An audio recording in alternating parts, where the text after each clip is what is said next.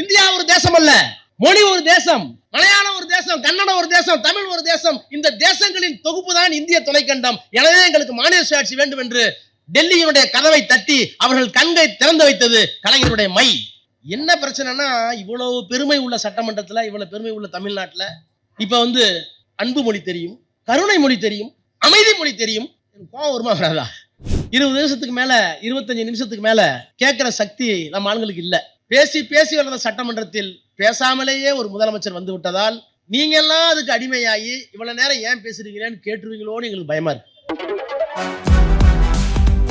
சூப்பரா இருக்கு அம்மா, எனக்கு இதோட சீக்கிரம் தெரியும். Chocolate sweetened condensed milk from Milky Mist. Aachi Masala. எந்த சமையலும் ருசி தேடும் ரகசியம். 20 ரூபாய். இப்பெல்லாம் 20 நிமிஷத்துக்கு மேல 25 நிமிஷத்துக்கு மேல கேட்கிற சக்தி நம்ம ஆண்களுக்கு இல்ல. பேசி பேசி வளர்ந்த இயக்கம். அண்ணா அரை மணி நேரம் 1 மணி நேரம் நாடாளுமன்றத்திலே சட்டமன்றத்திலே பேசினால் அவர் என்ன பேசுகிறார் என்பதை அன்றைக்கு வாட்ஸ்அப் இல்ல, நேரலை இல்ல. ஆனால் அதை தெரிந்து கொள்வதற்கு இளைஞர்கள் மூளை முடுக்கெல்லாம் உட்கார்ந்திருப்பார்கள். அண்ணா நாடாளுமன்றத்திலே பேசினார், அவர் பேசுவது வெளியே வருவதற்கு 2 நாட்கள் 3 நாட்கள் ஆகும். ஆனால் அது எதிலே வரும்? திராவிட நாட்டிலே வருமா, முரசொலியிலே வருமா, நம் நாட்டிலே வருமா, தந்தியிலே வருமா என்று அன்றைக்கு இளைஞர்கள் காத்து கொண்டிருந்த காலம். கலைஞர் என்ன பேசுகிறார் என்பதற்காக 50 கிலோமீட்டர் 20 கிலோமீட்டர் சைக்கிள்ல போன காலம். இப்படி அறிவார்ந்த பேச்சாளர்கள் இருந்து வளர்ந்த ஒரு இயக்கம் நாடாண்டு அதற்கு பின்னாலே இன்றைக்கு ஒரு புதிய உத்தியை நம்முடைய பேராசிரியர் சொன்னாரு. பேசி பேசி வளர்ந்த சட்டமன்றத்தில் பேசாமலேயே ஒரு முதலமைச்சர் வந்து விட்டதால் நீங்க எல்லாம் அதுக்கு அடிமையாகி இவ்வளவு நேரம் ஏன் பேசுறீங்கன்னு கேட்டுருவீங்களோன்னு எங்களுக்கு பயமா இருக்கு. ஏன்னா ரொம்ப நேரம் இனிமேல் உட்கார முடியாது. ஏன்னா முதலமைச்சர் எப்படி இருக்காரு அப்படிதான் இனிமேல் ஆகும். என்றாலும் கூட திராவிட முன்னேற்றத்துக்கு சில தனித்த பண்புகள் இருக்கிறது. இங்க எல்லாம் பேசினாங்க கலைஞருடைய புகழை. இந்த தலைப்பை பார்த்த பிறகு எனக்கு ஒரு கோணம் தோன்றியது. தமிழ்நாடு உயர்ந்தது அவர் கையால். தமிழ்நாடு நீங்க சுதந்திரத்திற்கு பிறகு முழு இந்தியாவையும் காங்கிரஸ் கட்சி தான் ஆண்டது. இங்க சொன்னார் நம்முடைய சூர்யா சொன்னார், வந்தே மாதரம் பாடல். வந்தே மாதரம் பாடல்ங்கிறது பக்கிம் சாட்டர்ஜி என்கிற ஒருவரால் எழுதப்பட்ட பாடல். ஆனந்த மடம் என்கின்ற ஒரு நாவல் வங்காளத்தில். அந்த நாவல்ல என்ன அடிப்படை நாதம் என்று சொன்னால், இந்துக்களாகிய நமக்குத்தான் இந்த நாடு சொந்தம், இஸ்லாமியர்கள் கேவலமானவர்கள், விரசமானவர்கள், விபச்சாரியின் பிள்ளைகள், அவர்களை நெருங்க விடக்கூடாது, அவர்களை துரத்த வேண்டும் இந்த நாட்டை விட்டு என்பது அந்த கதையினுடைய சுருக்கம். அப்படி வருகின்ற அந்த நாவலில் இடம்பெறுகின்ற பாடல் வந்தே மாதரம் பாடல். முதல் 2 பத்தி தேசத்தை பற்றி வாழ்க என்று சொல்லுகிறது. மீதி இருக்கிற 4 பத்தியும் இவர்களை விரட்ட வேண்டும் என்று துர்காவிடம் கேட்கிறது, கடவுளிடம் கேட்கிறது. இவர்களெல்லாம் விரட்டினால்தான் இந்த நாடு நன்றாக இருக்கும் என்கின்ற அந்த பாடல் துணித்த வரிகள் அதிலே வருகிறது. இதை பாடக்கூடாது என்று 1910 அப்போது இருந்த எதிர்ப்பு கொஞ்சம் கொஞ்சமா பேசி மகாத்மா காந்தி, ஜவஹர்லால் நேரு, வல்லபாய் பட்டேல், ராஜேந்திர பிரசாத், ரவீந்திரநாத் தாகூர், ஷியாமா பிரசாத் முகர்ஜி என்கின்ற இந்து மதத்தினுடைய தலைவர், புருஷோத்தம தாந்தன் என்கின்ற இந்து மகா சபையினுடைய நிறுவனர் தலைவர், இவர்கள் எல்லோரும் சேர்ந்து ஆம், இந்துக்களும் இஸ்லாமியர்களும் கிறிஸ்தவர்களும் இருக்கிற இந்த நாட்டில் மத சண்டைகளை தவிர்க்க வேண்டுமானால் இந்த 4 பத்திகளையும் நீக்கிவிட்டுத்தான் பாட வேண்டும் என்று சொல்லி முடிவினை காங்கிரஸ் கமிட்டியிலே எடுத்து, நான் ஏன் காங்கிரஸ் கமிட்டின்னு சொல்றேன்னா, அன்றைக்கு இருந்த காங்கிரஸ் கமிட்டி தான் அரசியல் நிர்ணய சபைக்கு முழுமையாக போன கமிட்டி. அன்னைக்கு வேற கட்சி இல்லை, இந்து மகா சபான்னு ஒன்று இருந்துச்சு, RSS உள்ள வரல. காங்கிரஸ் எடுத்த முடிவைத்தான் அரசியல் நிர்ணய சபை கொண்டு போனாங்க. அரசியல் நிர்ணய சபையில் தான் இந்தியாவினுடைய அரசியல் சட்டம் உருவாக்கப்பட்டது. இன்றைக்கு நமக்கு கொடுக்கப்பட்டிருக்கிற எல்லா உரிமைகளும் எங்கே பேசப்பட்டது? அங்க பேசப்பட்டது. இந்தியாவில் எத்தனை மதம், எத்தனை சாதி, எத்தனை மொழி, எத்தனை பண்பாடு. நான் கட்டிருக்கிற வேட்டி டெல்லியில இல்ல, ராஜஸ்தான்ல வச்சிருக்கிற தலப்பா நம்மள்கிட்ட இல்ல. வெவ்வேறு மாநிலங்களுக்கு வெவ்வேறு உடை, மொழி, கலாச்சாரம், பண்பாடு, இத்தனை வேற்றுமைகளையும் உள்ளடக்கி நாம் எல்லோரும் ஒரு சட்டகத்தின் கீழ் ஒரு நாட்டு மக்களாக வாழ வேண்டும் என்றால் அதற்கு ஒரே ஒரு காரணம். இந்த மேடையில் யார் யார் எந்தெந்த சாதி, எதிரே இருக்கிற எந்தெந்த மொழி பேசுகிறீர்கள், தெலுங்கு பேசுற 4 பேர் இருக்கலாம், கன்னடம் பேசுற 4 பேர் இருக்கலாம், வெவ்வேறு சாதி.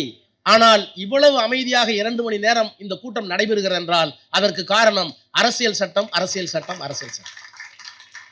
அந்த அரசியல் சட்டத்தில் எல்லா உரிமையும் இருக்கு. தாழ்த்தப்பட்டவருக்கு என்ன உரிமை, பிற்படுத்தப்பட்டவனுக்கு என்ன உரிமை, நாடாளுமன்றத்துக்கு என்ன வரம்பு, உயர்நீதிமன்றத்துக்கு என்ன வரம்பு, உச்சநீதிமன்றத்துக்கு, பஞ்சாயத்துக்கு என்ன வரம்பு, மேயர் பிரியாவுக்கு என்ன வரம்பு, எல்லாம் இருக்கு.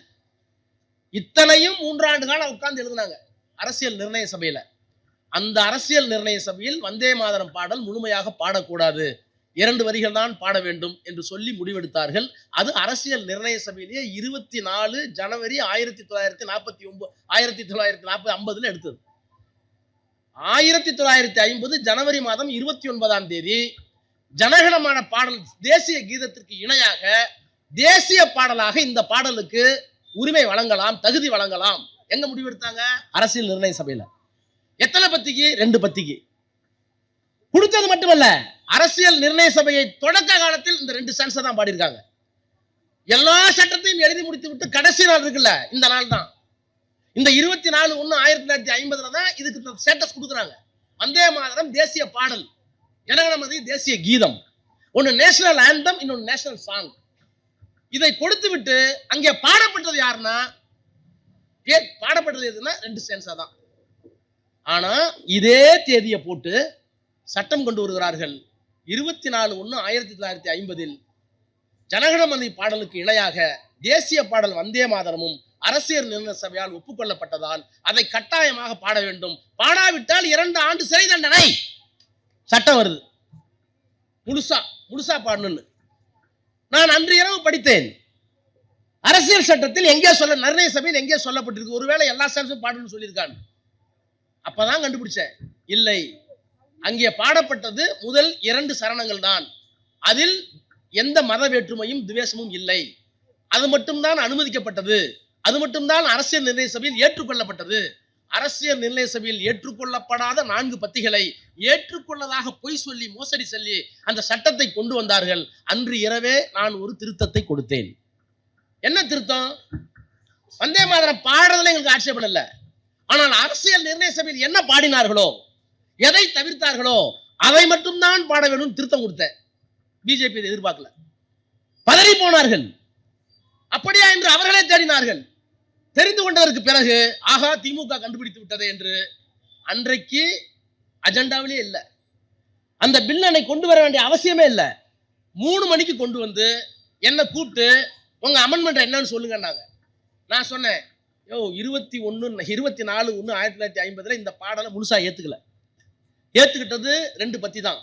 ஆனா நீங்க முழு பாடலை ஏத்துக்கிட்டேன்னு ஃப்ராட் பண்ணிருக்கீங்க. என்ன you committed a constitutional fraud அப்படின்னு மைக் ஆஃப் பாஸ் பண்ணிட்டாங்க. எங்கே இருக்கிறது என்றால், இப்ப தலைப்பு போட்டிருக்காரு, தமிழ்நாடு உயர்ந்தது அவர் கையால், சரித்திரம் மலர்ந்தது அவர் மையால்னு. தேசிய பாடல் நேஷனல் சாங் வந்தே மாதரம், அது ஒரு 4 பத்தி மதத்திற்கு எதிரானது, இஸ்லாமியருக்கு எதிரானது, இந்துத்துவை தூக்கி பிடிக்கிறது. இது ஒரு மதச்சார்பற்ற நாடு. இந்தியாவினுடைய அரசியல் சட்டத்தினுடைய முதல் வரி என்ன?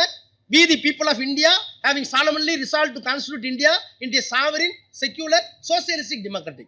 இது ஒரு ஜனநாயக நாடு, இறையாண்மை நாடு, மதச்சார்பற்ற நாடு, சமதர்ம நாடு. இந்த மதச்சார்பற்ற நாடுல 1939-40 முடிவெடுத்து 1950 அரசியல் நிர்ணய சபையில் எந்த பத்தி பாடக்கூடாது என்று சொன்னோமோ அந்த பத்தியை மோசடியாக பின்வழியாக அதே நாடாளுமன்றத்தில் அரசியல் சட்டத்துக்கு எதிராக கொண்டு வருகிறீர்களே நாகரிகமற்றவர்களே, மோசடி கும்பலேன்னு பதிவு பண்ணேன். பார்த்திருப்பீங்க. அதான் தம்பி சூர்யா சொன்னார். கலைஞர் எங்கே உயர்ந்து இருக்கிறார் என்றால், தமிழ்நாட்டுக்கு ஒரு பாடலை கொண்டு வந்தோம், நீராறும் கடல் உடுத்தன். நீராறும் கடல் உடுத்தன் தமிழ் வழக்க பாடலாம் பாடணும்.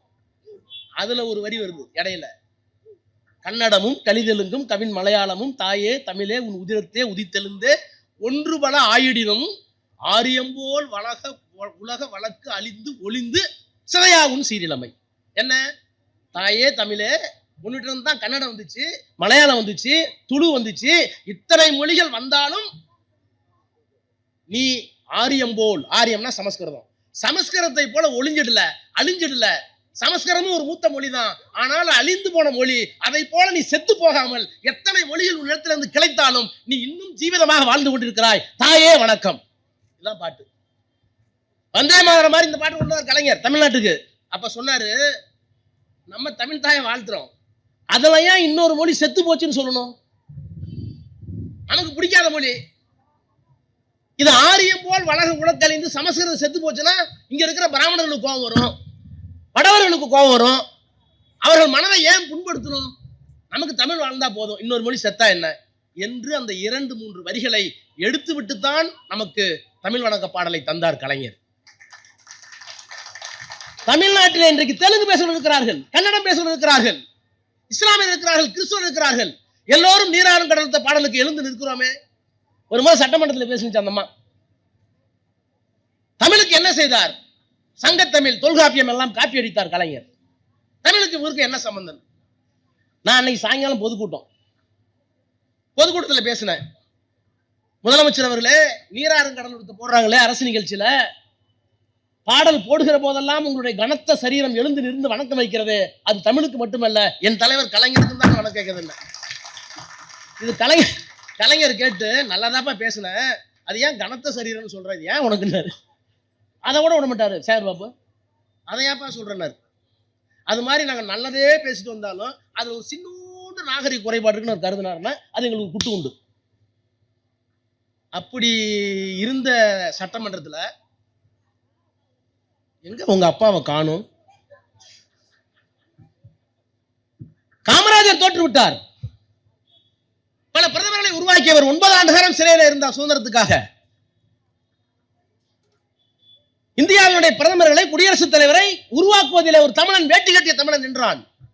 அவர் உருவாக்கிய பள்ளிகள் எத்தனை? நானே அவர் கொடுத்த பள்ளி கொடுத்து தான் படிச்சு வந்தேன். என் கிராமத்தில் ஆதி திராவிட நல்ல பள்ளி அவர் தான் கொடுத்தார். திறந்து வச்சது TS அருணாச்சலம், திருச்சி TS அருணாச்சலம். கக்கன் வந்திருக்காரு எங்க ஊருக்கு. ஆதி திராவிட நலப்பள்ளியில் தான் 5ஆவது வரைக்கும் படித்தேன்.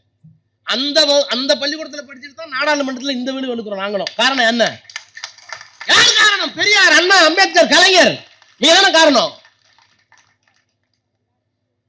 அப்போ நீராறும் கடல் கொடுத்த பாடலில் இந்த சமூகத்தில் எந்த பிரச்சனையும் வந்துவிடக் கூடாது என்பதற்காக தீர்க்க தரிசனத்தோடு அந்த பாடலை வடிவமைத்த கலைஞர் எங்கே? இஸ்லாமியர்களும் கிறிஸ்தவர்களும் மண்ணில் வாழ்ந்து மதச்சார்பற்ற நாடு வாழ்கின்ற இந்த நேரத்தில் அவர்களை சீரழிக்க வேண்டும் என்பதற்காக ஒரு பாடலை நாடாளுமன்றத்தில் கொண்டு வருகளே, நீங்கள் யார்? இப்போது சொல்லுங்கள். ஒரு மாநில கட்சி அண்ணா we belong to Dravidian second ராஜ்யசபால சொன்னார். அதுக்கே பெரிய ரகல. அண்ணா சொன்னது we belong to Dravidian stock. நான் திராவிட மரபினத்தை சார்ந்தவன். இப்படி சொல்லுவதால் நான் வங்காளிக்கோ, குஜராலிக்கோ, குஜராத்திக்கோ அல்லது மகாராஷ்டிரருக்கு எதிரானவன் அல்ல. இப்படி சொல்லுவதால் எங்களுக்கு தனித்த திடமான வேறுபட்ட கொள்கைகள் உண்டு, அடையாளம் உண்டு, டிஃபரண்ட், டிஸ்டிங்க்ட் என்று சொன்னார். எங்களுக்கு மொழி, இனம், பண்பாடு எல்லாம் இருக்குன்னார். அவர் சொன்னார். தமிழ்நாடு இந்திய டெல்லியில தலைநகரில் பதிய வைத்தார். தமிழ்நாட்டுக்கு தமிழ்நாடுன்னு பெயர் வைத்தார். சுயமரியாதை சட்டம் கொண்டு வந்தார். இருமொழியை கொண்டு வந்தார். இருமொழி கொள்கை கொண்டு வந்தார். இறந்து போய்விட்டார். அவர் சொன்னார், தமிழ்நாட்டுக்கு தமிழ்நாடுன்னு பேர் வச்சிருக்கேன், இங்க இந்தி வரக்கூடாதுன்னு ஆங்கிலம் தமிழ் தான் இருமொழி கொள்கையை கொண்டு வந்திருக்கேன். இந்த கொள்கைகள் எல்லாம் இருக்கிற வரை நான் உயிரோடு இருந்தாலும் இல்லாவிட்டாலும் நான் கொண்டு வந்த இந்த திட்டங்களை எல்லாம், தமிழ்நாடு பெயர் மாற்றத்தை, சுயமரியாதை சட்டத்தை, இருமொழி கொள்கையை கை வைப்பதற்கு எத்தனை ஆண்டு காலம் இந்த மண்ணிலே பயப்படுகிறார்களோ, அஞ்சுகிறார்களோ, அச்சப்படுகிறார்களோ, அந்த அச்சம் இருக்கிற வரை அண்ணாதுரை தான் இந்த நாட்டை ஆளுகிறார். அண்ணா சொன்னார், நீராறும் கடல் கொடுத்த பாடலை எல்லா அரசு நிகழ்ச்சிகளிலேயும் தவறாமல் எதுவரை பாடப்படுகிறதோ அதுவரை கலைஞர் தான் தமிழ்நாட்டை ஆளுகிறார். எத்தனையோ திட்டங்கள் சொன்னார். தமிழகம் உயர்ந்தது அவர் கையால், மலர்ந்தது அவர் மையாள்னார். பல பேருக்கு தெரியாத வரலாறு. தஞ்சாவூர் மாவட்டத்தில், டெல்டா மாவட்டத்தில், திருச்சிக்கு அந்த பக்கம் நாகப்பட்டினம் வரைக்கும் எல்லாத்துக்கும் பெரிய பெரிய விவசாய நிலங்கள். மூப்பனாருக்கு ஒரு 10,000 ஏக்கர், பாண்டியாருக்கு ஒரு 10,000 ஏக்கர், இன்னொரு முதலியார், தியாகராய முதலியார் ஒருத்தர் இருந்தார், அவருக்கு ஒரு 10,000 ஏக்கர். இப்படி வாண்டையார்களும் முதலியார்களும் மூப்பனார்களும் 10,000-20,000 ஏக்கர் வச்சுக்கிட்டு இருந்த காலத்துல அங்க அந்த வயல்களை எல்லாம் வேலை செய்வதற்கு வேலையாள்கள், பண்ணையாள்கள் இருந்தாங்க. குடும்பமா இருந்தாங்க. ஒருத்தட்ட 1000 குடும்பம் 2000 குடும்பம் இருந்தது. அவர்களுக்கெல்லாம் குடிசை போட்டு கொடுத்துருப்பாங்க. 2 சென்ட்ல பல வருஷமா அங்க இருக்கிறாங்க. தலைமுறை எங்க தாத்தா அங்கதான் இருந்தார், எங்க அப்பா அங்கதான் இருந்திருப்பார், என் பிள்ளை அங்கதான் இருக்க போகுது. அந்த 10,000 ஏக்கரத்தை தாண்டி என்னால வாழ முடியாது. ஒரு தாழ்த்தப்பட்டவன் வாழ முடியாது, பிற்படுத்தப்பட்டவன் வாழ முடியாது. அவங்க என்ன கேட்டாங்கன்னா, இந்த 1000 ஏக்கர் நிலத்தை தான் நாங்கள் வளர்ந்துக்கிட்டு இருக்கோம் பரம்பரையா.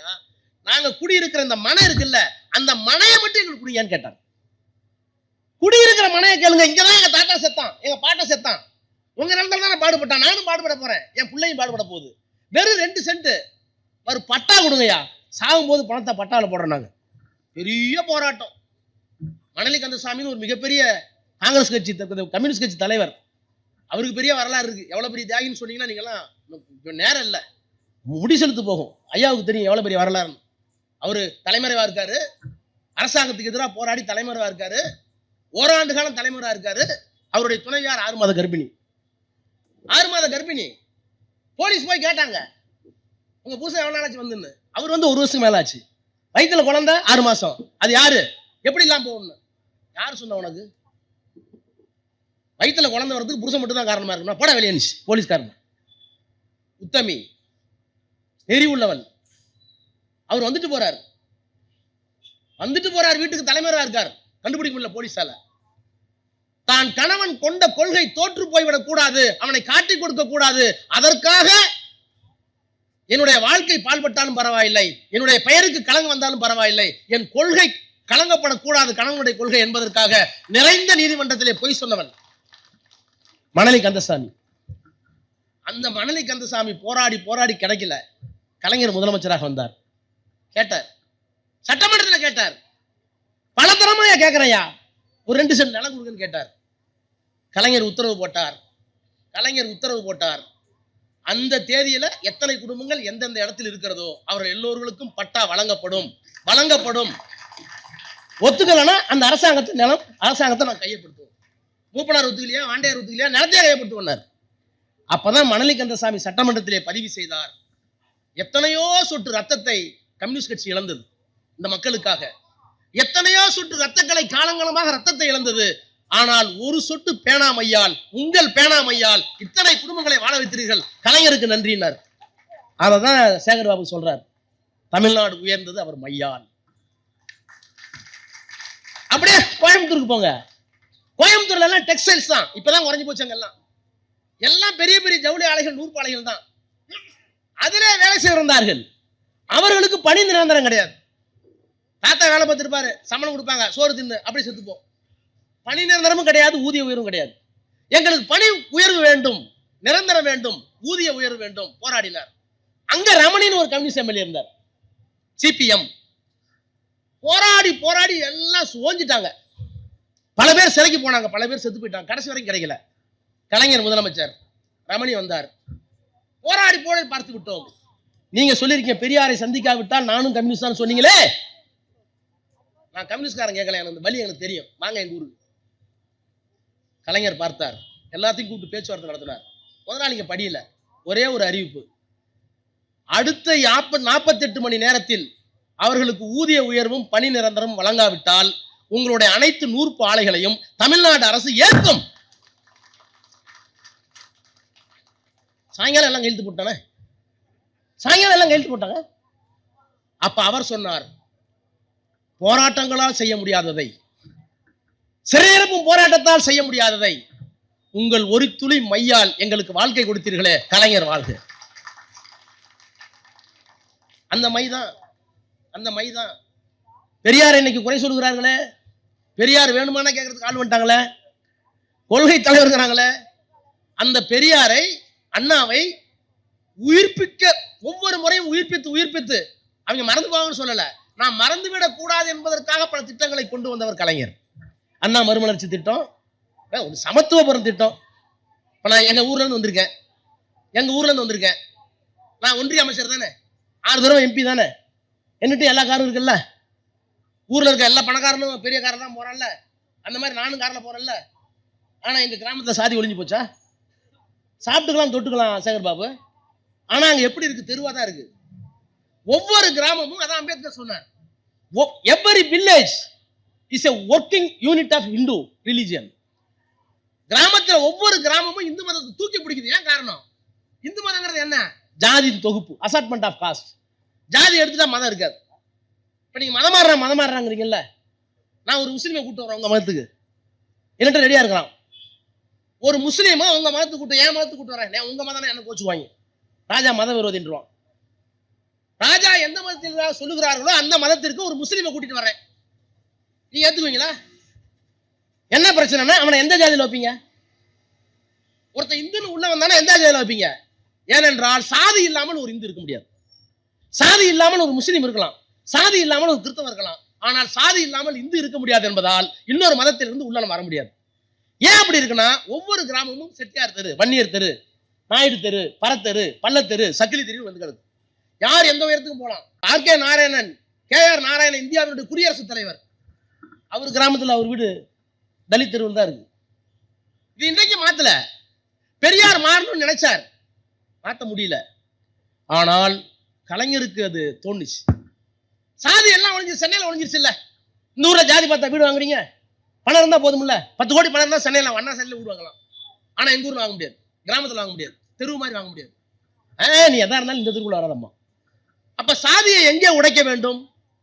தெருக்களாக பிரிந்திருக்கிற அந்த ஊரை பெரியார் நினைவிய விரும்பியதை சாதி ஒழிய வேண்டும் என்று சொன்னால் ஒரு 100 வீடு கட்டி அதுல எல்லா ஜாதிக்கு இடம் கொடுத்து சாதி இல்லாத ஒரு சமத்துவபுரத்தை உருவாக்கி அதற்கு பெரியார் நினைவு சமத்துவபுரம் என்று தன் கையால் மையால் கையெழுத்து விட்டவர் கலைஞர். பெரியார் வாழ்ந்து கொண்டிருக்கிறார். திராவிடியன் ஸ்டாக்னு சொன்னாங்க, போய் நாங்க வேற என்னன்னு சொன்னார், எங்களுக்கு தனித்த பண்பு இருக்குன்னார். அவருக்கு ஆயில் அவள் தான். ஆனால் கலைஞர் தான் எது தமிழ்நாடு, நாங்கள் யார் என்பதற்கு மாநில சுயாட்சி என்கின்ற ஒரு தீர்மானத்தை இந்தியாவிற்கே சட்டசபையில் நிறைவேற்றி, இந்தியா என்பது ஒரு நாடல்ல, இது ஒரு துணை கண்டம், வெவ்வேறு மொழிகள், தமிழ்நாடு தமிழ்நாடா இருக்கு, மலையாளம் மலையாளமா இருக்கு, ஒவ்வொரு மொழியும் ஒரு தேசமாக இருக்கிறது. இந்தியா ஒரு தேசம் அல்ல, மொழி ஒரு தேசம், மலையாளம் ஒரு தேசம், கன்னடம் ஒரு தேசம், தமிழ் ஒரு தேசம். இந்த தேசங்களின் தொகுப்பு தான் இந்திய துணைக்கண்டம். எனவே எங்களுக்கு மாநில சுயாட்சி வேண்டும் என்று டெல்லியினுடைய கதவை தட்டி அவர்கள் கண்கை திறந்து வைத்தது கலைஞருடைய மை. இப்படி சொல்லிட்டே போலாம். என்ன பிரச்சனைனா இவ்வளவு பெருமை உள்ள சட்டமன்றத்தில், இவ்வளவு பெருமை உள்ள தமிழ்நாட்டில் இப்ப எங்களுக்கு அன்பு மொழி தெரியும், கருணை மொழி தெரியும், அமைதி மொழி தெரியும். இது தமிழ் படித்த சுபைவிக்கு தெரியாது, தமிழ் படித்த ராஜாவுக்கு தெரியாது. எனக்கு கோவம் வருமா வராதா? கோவம் வருமா வராதா? இரக்கம் இல்லாமல், அன்பு இல்லாமல், கருணை இல்லாமல் இருந்த தமிழ் மொழியை ஒரு மதம் இன்னொரு மதத்தோடு சண்டை போட்டு இந்த மண்ணில் இன்னொரு மதம் வரக்கூடாது என்பதற்காக கொடூரமாக ஆயுதம் ஏந்திய ஒரு காலகட்டத்தில் இருந்த மொழியை மதத்தை சுத்திகரித்து பிரித்து எடுத்து, இல்லை தமிழிலே என்ன இருக்கிறது என்று சொன்னவர் கலைஞர். தமிழுக்கு என்ன அடையாளம்? வெறும் கடவுள் மறுப்பா? கடவுள் கொள்கையா? தேவாரம் இருக்கு, திருவாசகம் இருக்கு. தேவாரம் திருவாசகம் சேகர் பாபுக்கு பிடிக்கும். தேவாசகம் திருவாசகத்தை தாண்டி தமிழ்ல என்ன இருக்குன்னு எங்களுக்கு பிடிக்கும், எனக்கு சுபைக்கு பிடிக்கும். அவர் தமிழை பார்க்கிறாரு, எங்க தமிழை நாங்க பார்க்கிறோம். எத்தனை ஆண்டு காலம் அறிவியல் சொல்லி கொடுத்துருக்கு. இந்த உலகத்துல எத்தனை பேர் செத்தாங்க, எத்தனை பேர் பிறந்தோம்? எங்க தாத்தா பாட்ட முட்டல மண்ணில் தானே பிறந்தாரு. எனக்கு குழந்தை வந்துருச்சு இல்ல, இந்த ஊர்ல இத்தனை கட்டணம் வந்துருச்சு இல்ல. சுபவி தான் சொல்லுவாரு, உடனே சென்னையோட இடம் மாறி போச்சா? உலகத்தில் இத்தனை கட்டடங்கள் வந்து விட்டது, இத்தனை தொழிற்சாலைகள் வந்து விட்டது, எல்லா பிரம்மாண்டமான பௌதிக கட்டுமானங்களும் வந்து விட்டது. உலகத்தினுடைய இடம் கூடி போச்சா? கூடி இருக்கணும்ல. ஏன் கூடல? சும்மா ஒரு 300 வருஷத்துக்கு முன்னாடி கண்டுபிடிச்சான் Newton. The weight of the universe is constant. இந்த உலகத்துல நீ என்ன வேணாலும் பண்றான். 100 மாடி கட்டணம் கட்டுறான், அதுக்காக சிமெண்ட் ஒரு இடத்துல வந்திருக்கும், கல்லு ஒருத்தர் வந்திருக்கும், மணல் ஒருத்தர் வந்திருக்கும். இந்த மைக்குக்காக எங்கேயோ ஒருத்தர் இரும்பு கொண்டு வந்திருப்பான், இந்த கண்ணாடிக்காக எவ்வளவு ஒருத்தர் பண்ணியிருப்பான். இந்த பொருள்கள் இருந்தாலும் அழிந்தாலும் எல்லாம் புதுமையாக வந்து விடுவதில்லை. ஏற்கனவே இருக்கிற இந்த பிரபஞ்சத்தில் இருக்கின்ற பொருள் தான் வருகிறது, அழிகிறது, போகிறது. எனவே பிரபஞ்சத்தின் எடை மாறாது. இதை 300 வருஷத்துக்கு முன்னாடி ஐசக் நியூட்டன் சொல்லி நோபல் பரிசு வாங்கிட்டு போயிட்டான். ஆனா ஏன் அது மாறாது? பஞ்சபூதங்களால் உருவானது இந்த உலகம். இந்த உடம்பு நான் செத்து போயிட்டேன்னா ஒண்ணு மண்ணா போகும், இல்லைன்னா நெருப்பால எரிச்சா சாம்பலா போயிடும். ஒரு சொட்டு விந்தால குழந்தை பிறக்கும். அப்ப ஏன் என்ன காரணம்? இந்த பிரபஞ்சம் என்பது நிலம், தீ, நீர், வலி, விசும்பு 5ஓடு கலந்த மயக்கம். பஞ்சபூதங்களால் ஆனது இந்த உலகம். இந்த பஞ்சபூதத்தை தாண்டி இந்த உலகத்தில் எதுவுமே இல்லை. யாராலும் சிருஷ்டிக்க முடியாது, யாராலும் அழிவிக்க முடியாது. சிருஷ்டிப்பாக இருந்தாலும் அழிவாக இருந்தாலும் எல்லாம் இந்த பஞ்சபூதத்திற்கு அடக்கும். இதை தாண்டி பிரபஞ்சம் போகாது. எனவே உலகத்தில் எடை மாறாது. தொல்காப்பியன் 3000 வருஷத்துக்கு முன்னாடி சொல்லியிருக்கு. 3000 ஆண்டுகளுக்கு முன்னால் சொன்ன மொழியை எங்களுடைய அறிவியல் தத்துவத்தை 300 ஆண்டுகளுக்கு முன்னால் ஒரு வெள்ளக்காரன் சொல்லி நோபல் பரிசு வாங்கிட்டு போயிட்டான். இது எங்க மொழியில இருக்குடா என்று தொல்காப்பியத்தை எழுதியது கலைஞர். இப்படி தொல்காப்பியத்தில் இருக்கிற கொண்டு வந்தவர் கலைஞர். இந்த மொழிக்கு செம்மொழி என்கிற அந்தஸ்தை கொடுத்தவர் கலைஞர். இன்றைக்கு தமிழ்ல நான் ஒண்ணும் இல்லை, நான் ஒரு கூட்டத்தில் நேரம் இன்டர்வியூ சொல்லியிருக்கேன். என் பொண்ணை அந்த லண்டன் யூனிவர்சிட்டியில கியூன் மேரின்னு ஒரு புகழ்பெற்ற யூனிவர்சிட்டியில சட்டம் ஏற்படுத்தி கூட்டு போயிருந்தேன். பிரின்சிபால் ரூமுக்கு போயிருந்தோம். பிரின்சிபால் ரூம்ல பேசிட்டு இருந்தோம். நான் வேற ஒரு கூட்டத்தில் சொல்லியிருக்கேன். அந்த அம்மா இந்தியாவில் 3 வருஷம் ட்ரைனிங் எடுத்துட்டு போயிருக்கு. அந்த காலேஜ் பிரின்சிபால் எந்த பார்ட்ல which part you belong to இந்தியான்னு கேட்டுச்சு. எந்த இந்தியாவில் எந்த பகுதியிலிருந்து வரீங்க? என்ன I belong to Tamil Nadu, we came from Tamil Nadu. Oh I know, Tamil is a classical language, your leader one Karunanidhi did it, I know. நான் இந்தியாவில் இருந்திருக்கிறேன். தமிழ் மொழி என்பது ஒரு உயர்ந்த கிளாசிக்கல் லாங்குவேஜ், செம்மொழின்னு கேள்விப்பட்டிருக்கேன். அதை கருணாநிதி என்கிற ஒரு மனிதன் தான் ஆக்கினார். அந்த மாநிலத்திலிருந்து வருகிறீர்களா என்று இங்கிலாந்து அந்த பிரின்சிபால் என்ன கேட்டுச்சு. அப்போ இந்த தமிழை, தமிழ்நாட்டை உயர்த்தியது மட்டுமல்ல, தன் மையால் உலக பரப்பிற்கு கொண்டு போய் சேர்த்த அந்த கலைஞர் இருந்த சட்டமன்றத்தில் எங்களுக்கு இந்த மொழி வேணாம், அந்த மொழி வேணாம், உனக்கு மொழியை பத்தி அறிவும் இல்லை, பைபிளை பத்தி அறிவும் கிடையாது. இந்த தமிழ் என்ன, நீ எத்தனை மதம் வரட்டுமே, பௌத்தம் இந்த மண்ணில் வந்தது. பௌத்தம் வந்த போது பாலி வந்துச்சு, ஐயாவுக்கு தெரியும். சமணம் வந்தது, புராகரம் ஒரு மொழி வந்துச்சு. இஸ்லாமியர்கள் வந்தார்கள், உருது வந்துச்சு. மராட்டியத்து வரைக்கும் சௌராஷ்டிரா வந்தாங்க மராட்டியர்கள், மராட்டியம் வந்துச்சு. ஆங்கிலேயர்கள் வந்தார்கள், இங்கிலீஷ் வந்துச்சு. பாண்டிச்சேரிக்கு போர்ச்சுகீஸ் வந்தார்கள். தெலுங்கர்கள் வந்தார், திருமண நாயக்கர் வந்தாரு, தெலுங்கர்கள் வந்தார்கள். அரசாங்கம் மாறி இருக்கு, மதம் மாறி இருக்கு. என்னென்ன அரசாங்கம் வருகிற போதோ அப்பதெல்லாம் மதம் மாறி இருக்கிறது. ஆனால் இத்தனை மொழிகள் வந்ததற்கு பிறகும் அழியாமல் இருக்கின்ற, எல்லோராலும் போற்றப்படுகிற, எத்தனை அரசாங்கம் மாறினாலும், எத்தனை மொழிகள் உள்ளே வந்தாலும் தன்னை தாழ்த்தி கொள்ளாமல் இருக்கிற ஒரே மொழி தமிழ், தமிழ், தமிழ். எங்கள்கிட்ட நான் வந்திருக்க மொழி வேற. டேய், இன்னும் நாளைக்கு 1000 மதம் வரட்டும். ஏன் சமஸ்கிருதமே வந்துச்சு, அவள் வந்த ஒரு படம் சமஸ்கிருதம் வந்துச்சு, எங்கள்கிட்ட இருந்துச்சு. இந்த மண்ணில் சமஸ்கிருதம் வந்துச்சு. நான் சொன்ன இத்தனை மொழிகள் வந்தது. இத்தனை மொழிகள் வந்ததற்கு பிறகும் எங்களை தாழ்த்தி கொள்ளாமல் தன்னை இன்னமும் ஜீவிதமாக வைத்துக் கொண்டிருக்கிற எங்கள் தாய்மொழி தமிழ் உனக்கு அவ்வளோ இலக்காரமா போச்சு. எந்த மொழியையும் தாண்டி, தமிழ் மொழியை தாண்டி எந்த மதமும் இந்த மண்ணில் அறநெறியை போதித்ததாக வரலாறு இல்லை. தமிழ் மொழியை தாண்டி எந்த மதமும் மனிதனை செம்மைப்படுத்தியதாக வரலாறு இல்லை. இன்னும் சொல்ல போனா மதம் சண்டை போட வச்சிருக்கு. சிறுவை போர் எங்க வந்துச்சு? ஈரானுக்கு ஈராக் என்ன போர் இன்னைக்கு? ஈரான் ஈராக் அடிக்கிறாங்களே, வளைகுடா நாடுகள் கேட்குதா? என்ன காரணம்?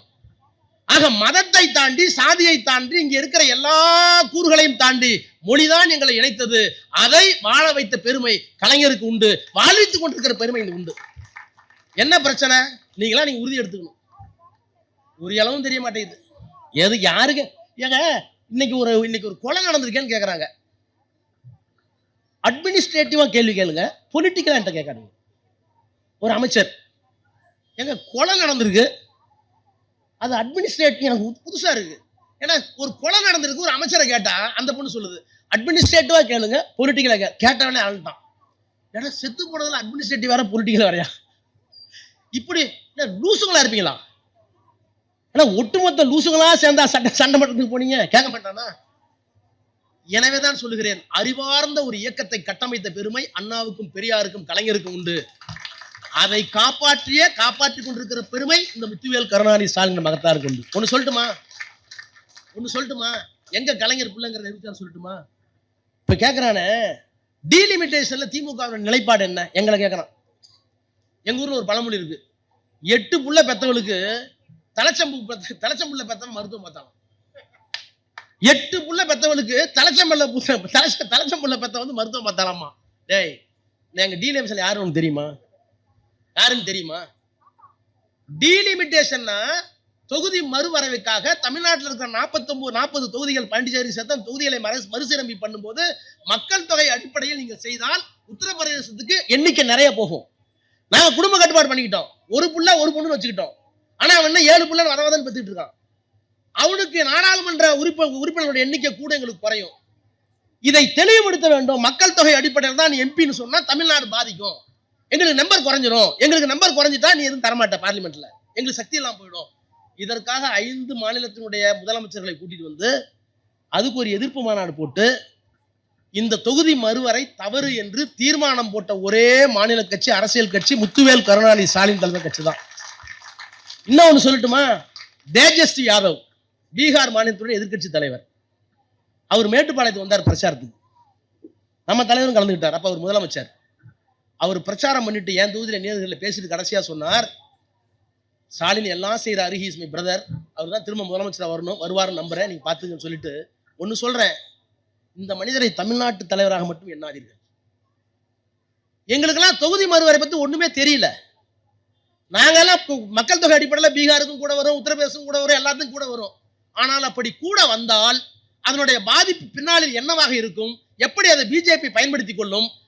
ஒரு 4-5-10 இடையில ஒரு 4-5 மாநிலத்தில் மட்டுமே பிஜேபி வெற்றி பெற்றால் ஒட்டுமொத்த இந்தியாவையும் தன்னுடைய காலையிலே போட்டு மொழியை, பண்பாட்டை, மாநில உரிமைகளை எப்படியெல்லாம் சிதைப்பார்கள் என்பதை எங்களுக்கு கற்றுக் கொடுத்து கண் திறந்த பெருமை இந்த தலைவருக்கு தான் உண்டு. எனவே அந்த பில்லை தோக்கடின்னு முடிவு பண்ணோம். இந்த ஆட்சி வந்ததிலிருந்து அமித்ஷாவுக்கோ மோடிக்கோ நாடாளுமன்றத்தில் தோல்வி என்பதே கிடையாது. எல்லா பில்லையும் பாஸ் பண்ணிட்டே போவாங்க. ஆனா இந்த பில் அரசியல் சட்ட பில்ங்கிறதுனால நேரடியா ஓட்டு போடணும். அப்படி ஓட்டு போடுகிற போது இந்த டீலிமிட்டேஷன் தொகுதி மறுவரை சட்டத்தை தோற்கடிக்க வேண்டும் என்று எங்களுக்கு தெரியாது, எங்களுக்கு புரியல, எங்களுக்கு விளங்க வைத்து இந்த தலைவன் சொல்லிதான் அந்த சட்டத்தை அமித்ஷா உட்கார்ந்துருக்காரு, பிரதமர் மோடி உட்கார்ந்துருக்காரு, உள்ள வரும்போது திமிரா வந்தாங்க, அந்த சட்டத்தை கொண்டு வந்தாங்க. நாங்கெல்லாம் எதிர்த்து ஓட்டு போட நினைக்கல, கதறினாங்க. நீங்களுமா ஸ்டாலின் பேச்சா கேக்குறீங்க, அகிலேஷ் யாதவ் ஸ்டாலின் பேச்சா கேக்குறீங்க, தேஜஸ்வி நீங்களா ஸ்டாலின் பேச்சா கேக்குறீங்க, ஏன் அப்படி கெட்டு போறீங்க, இதெல்லாம் பேசுறாரு அமித்ஷா. தோற்கடிக்கப்பட்டதற்கு பிறகு முதலாக அவர் முகத்தில் கரியை பூசிய பெருமை இந்த கழகத்திற்கு தான் உண்டு என்று சொல்லிவிட்டு சொன்னார், எல்லோரும் எழுந்து நின்று ஒரு நிமிடம் அந்த மனிதருக்கு வணக்கம் வையுங்கள் என்று சொல்லி எல்லாரும் எந்திரிச்சு நின்று மேட்டுப்பாளையத்தில் எல்லாரும் எந்திரிச்சு நின்று வணங்கி அந்த மனிதன் இன்றைக்கு எங்கே இருக்கிறார் உங்க அப்பான்னு ஒரு தற்கூரி கேட்கிறாருன்னா அதை தமிழ்நாடு பார்த்துக்கிட்டு இருக்குன்னா, வெட்கம் இருந்தா, சூடு இருந்தா, சொரணம் இருந்தா வருகின்ற நாடாளுமன்ற தேர்தலில் அவர்களை வீட்டுக்கு அனுப்புங்கள். நாடாளுமன்றத்தை கைப்பற்றி அதற்கு பிறகு இவர்கள் யார் என்பதை நாம் நிரூபிப்போம். அதற்காக உழையுங்கள் என்று சொல்லி கலைஞர் புகழ் வாழ்க என்று சொல்லி விடைபெறுகிறேன். நன்றி, வணக்கம்.